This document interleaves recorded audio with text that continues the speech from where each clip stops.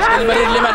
هذه كرة سريعة إلتون، ملعوب الريان ماشي يمرر تصطدم ترجع الريان وانتو سريعة مثل البلياردو بيحاول يعدي. اوه ضربة جزاء، ضربة جزاء،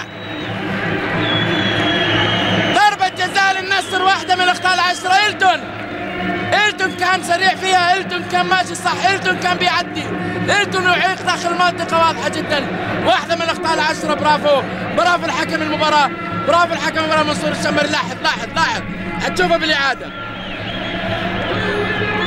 هذا إلتون، هذا إلتون، شوف واحد واضحة جدا، واحدة من الأخطاء العشرة. ومن زاوية أخرى هنا أهي دخول عبد الله القرني وإعثار داخل منطقة الإلتون، إعثار داخل منطقة الإلتون، إعثار داخل منطقة الإلتون. إذا ضربة جزائية إلتون المدرج النصراوي كله واقف. إلتون سالم عسيري يضع الكرة في المرمى، هدف أول، تضيع تروح تتسجل كلها واردة. إلتون تلعب جول جول